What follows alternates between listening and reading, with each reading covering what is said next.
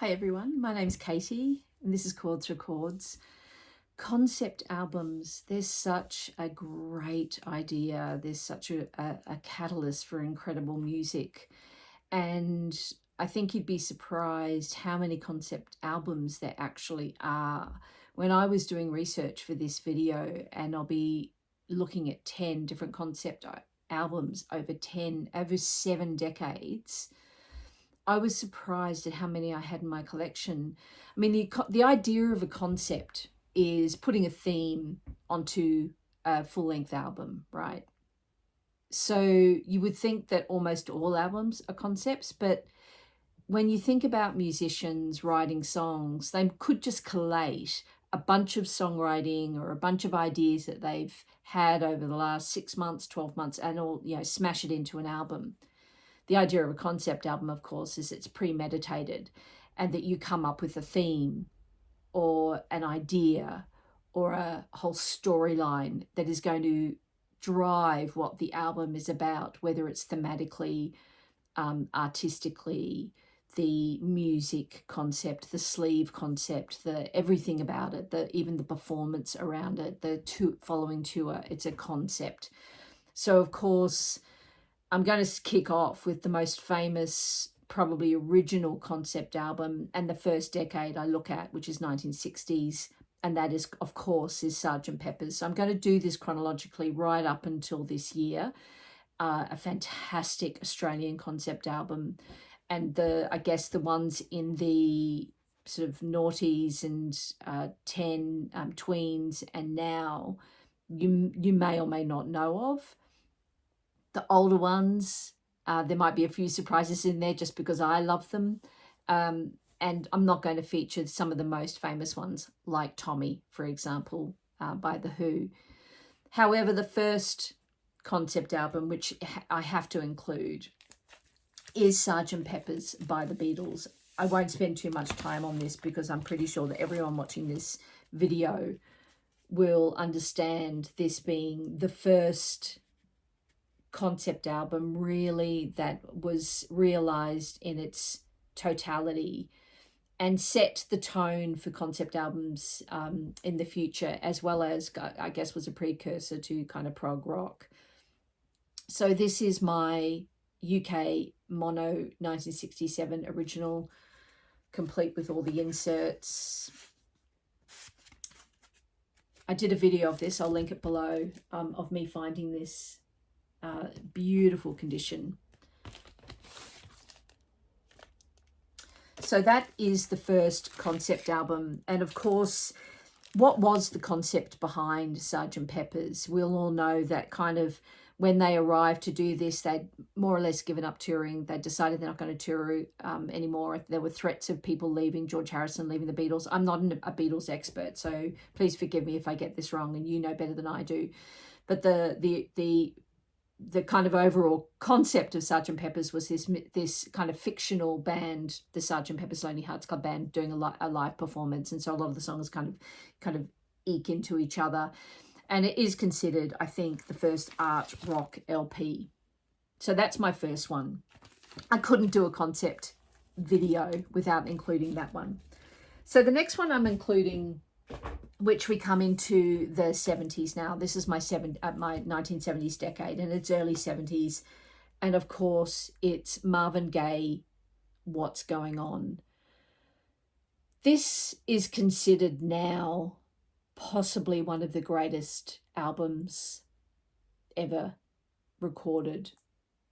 Marvin Gaye had had quite an established career, and he was quite disillusioned. He was inspired to do this album from letters from his brother who he was getting from Vietnam.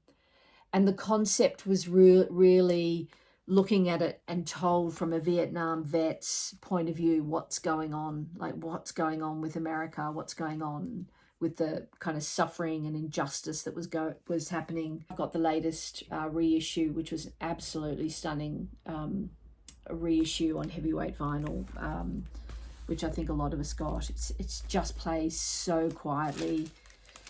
What's Going On was released in 1971.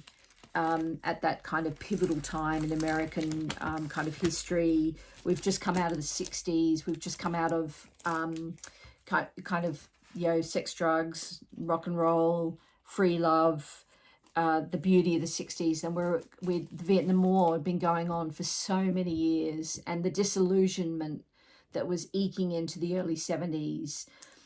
This album portrays it in such a masterful way.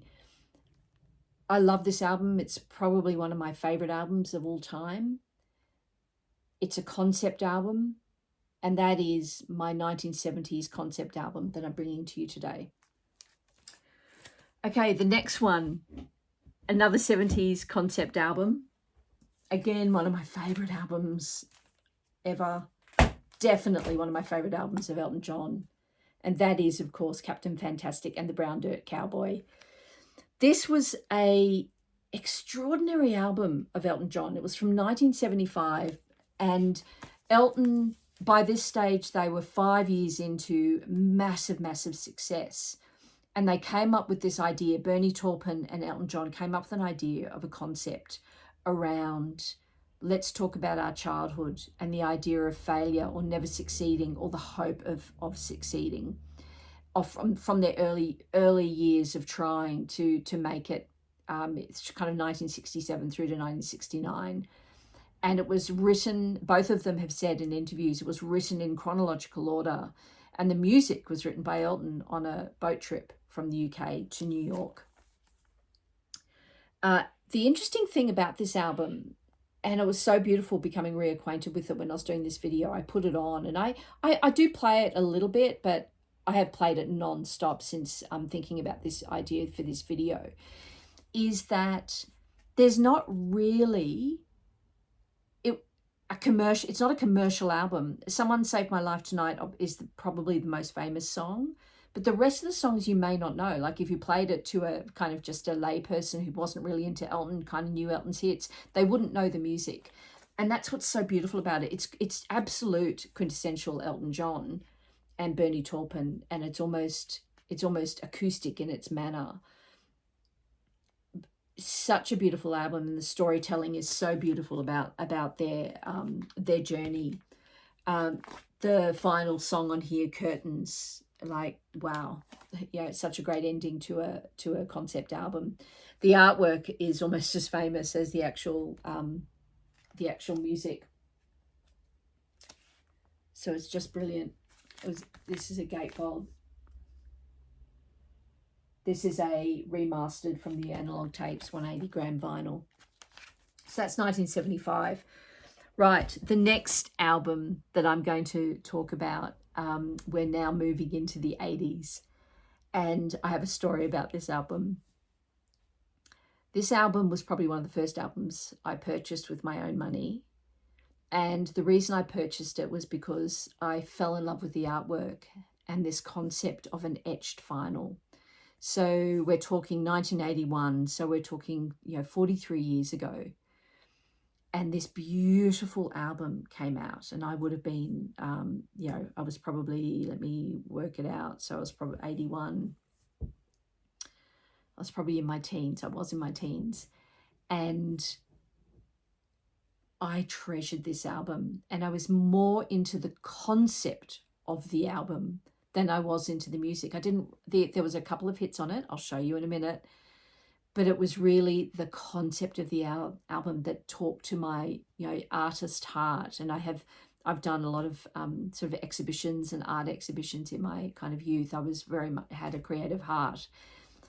And it's certainly not the best concept album that's ever been created, and certainly probably not the best band that's ever been. But this album by Styx, called Paradise Theatre, 1981, stole my heart. And it was the first album that really introduced me to the idea of a concept album. And of course, if we could talk about Styx for a minute, it's a kind of a, this was 81, but in the 70s they were doing kind of more prog rocky, let's call it light prog rock. And the singer isn't the best vocalist in the world. And then in 1981, they came out with this Paradise Theatre. album. And the reason I paused there is because on the spine, it's called Paradise.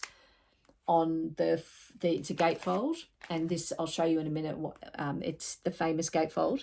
On the front, it's spelt theatre, R-E, and on the back, it's spelt theatre, E-R. Now, this was the fictional telling of the Chicago Paradise Theatre from when would have it been? The tracks tell you, actually, let me tell you. From 19, it starts with the song AD 1928 and ends with the song AD 1958, so the 30-year history. And the gatefold tells the story to start off with. So the gala premiere, this beautiful kind of illustration. And there on the other side, there it is, 30 years later in rack and ruin. And this cover really, really kind of got my attention. And then, of course, you had the actual vinyl, which was the first etched vinyl I ever had. And there is the beautiful kind of Art Nouveau Styx and kind of theatre-esque Art Nouveau 1930s etching in there on one side. And this was my original. And the actual concept, though, is really interesting. So in and of itself, yeah, we're talking about the theatre and the language and the narrative Paradise Theatre or paradise, living in paradise comes up a lot through the kind of the lyrics of the album. It really is a metaphor. They have said that it's really a metaphor for the changing times in America from the late 1970s through the 80s.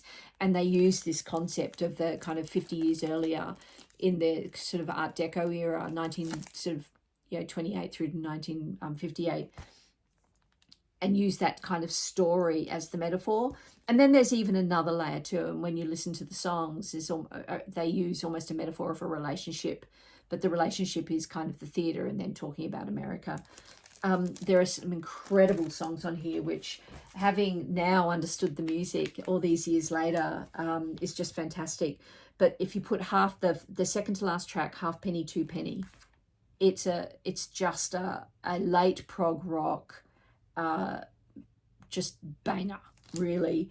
So Snowblind is this bluesy kind of track.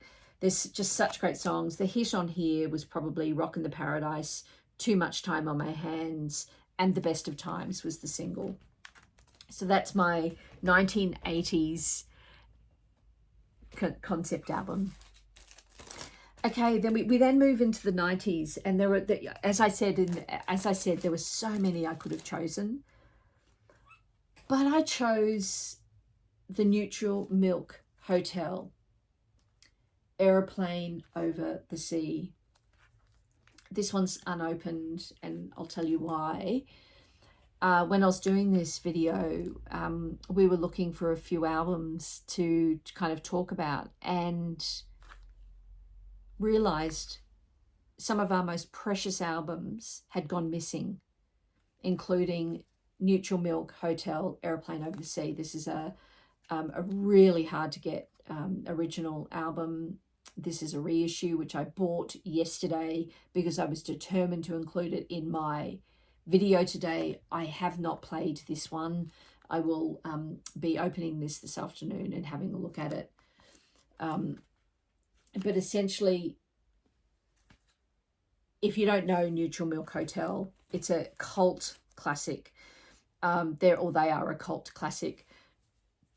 It is considered a concept album, a loose concept album. The famous story of it is Aeroplane Over the Sea. The album itself was influenced or inspired by the diary of Anne Frank, that poor young girl during the Holocaust who died and hid in a back room for a few years, and she wrote a diary. And the protagonist, or the main singer in Neutral Milk Hotel, who was just a young guy, I think he might have been a teenager, read that book, and he was so inspired by it and so moved by it, and he cried for days. Neutral Milk Hotel, the band, was very short-lived. I think they only had 2 albums.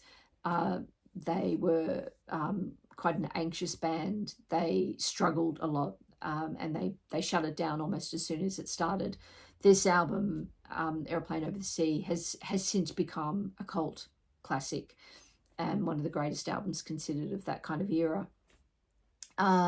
The album, the concept album itself, almost kind of looks at like these mythologies or childhood kind of fantasies when you're growing up, and these mysticism and this concept around childhood. And in fact, you can even see on the cover, the artwork is very much that sort of Victorian postcard illustration of childhood, with the swimmers in the sea. Someone described it as, I think it was Pitchfork, described it as the child's book Where the Wild Things Are on wax, which is the perfect description.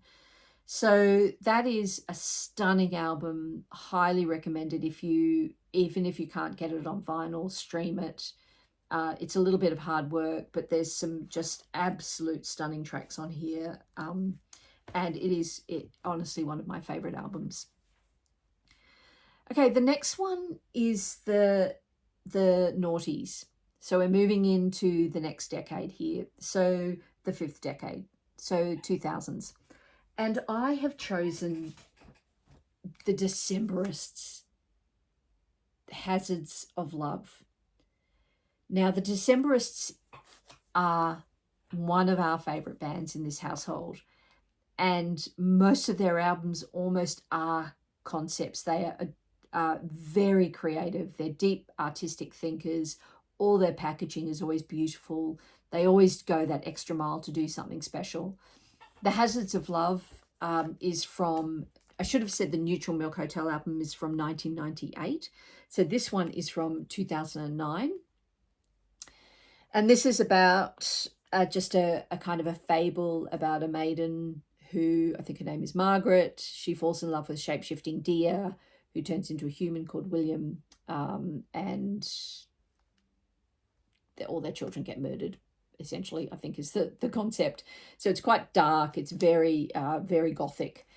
You can even tell by it's kind of that fairy tale style kind of cover.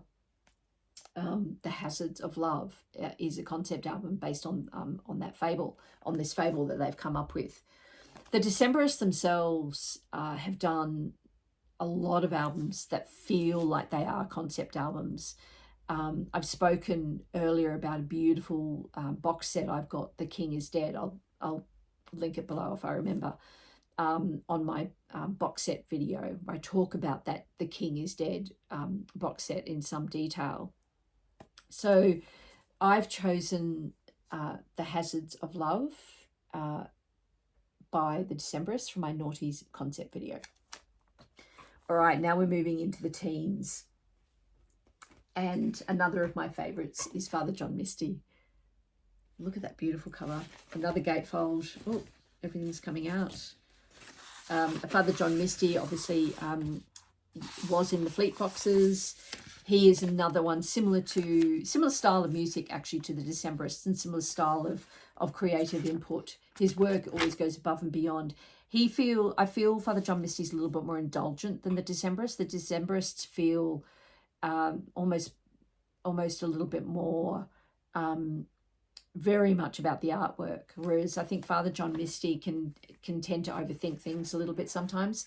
And in fact, this album, which is called I Love You, Honey Bear, which is a concept album about his personal life and the love he has for his wife.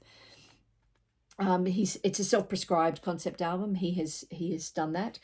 This album itself, he probably overthought it, and they tried to make it so special, particularly the coloured vinyl, that it all went haywire, and they ended up creating a whole bunch of warped records. It's quite an interesting story, but that's for another time. But the actual album itself is absolutely beautifully designed. Look at that illustration. On Sub Pop. We have most of Father John Misty's albums, have seen him in concert in Sydney. Just absolutely love him, and the Fleet Foxes for that matter.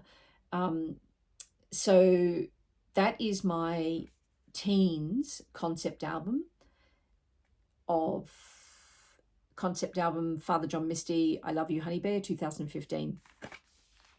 Right, we're coming into the 20s, and I have 4.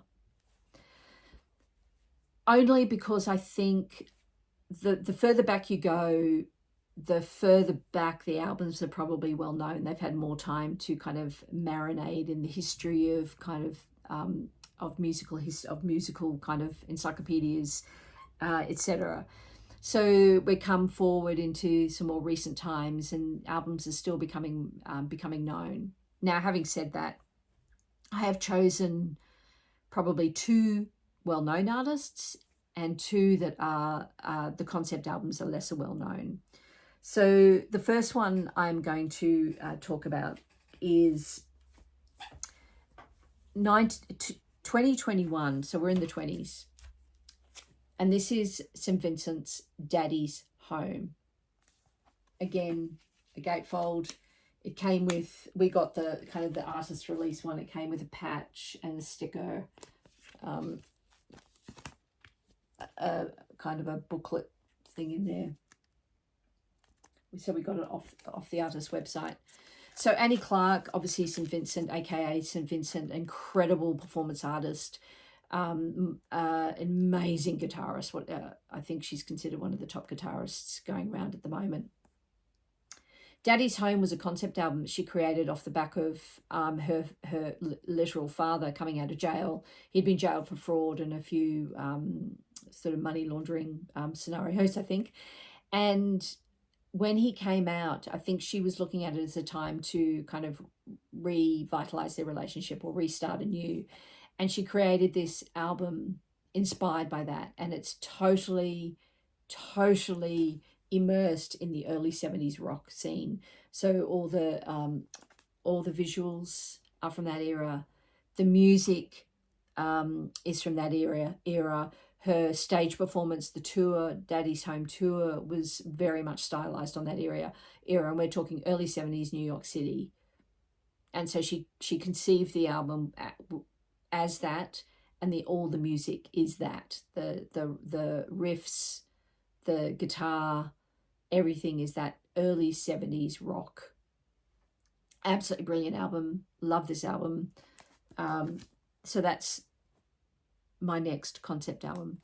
My next one is, and don't judge me for this, but I think from a pop culture perspective, Taylor Swift, love her or hate her, love her music or hate her, rate her or hate her, rate her or don't rate her, her concepts and how she moves kind of young girls, hearts, I think is phenomenal. She's an incredible businesswoman. And this album was a concept album around 13 sleepless nights and called Midnights. And of course, famously announced while she was picking up an award at, I know, MTV Music Awards or something. Can't remember the award show, but she announced her album's dropping at midnight, and the rest is history. And she'd left a heap of clues. Swifties would know more about that than I do. But I just like the idea of this concept of 13 sleepless nights and writing the tracks for all these sleepless nights. I just thought that was a really clever kind of way for someone who's been writing so much and has done so many albums. How do you come up with something new?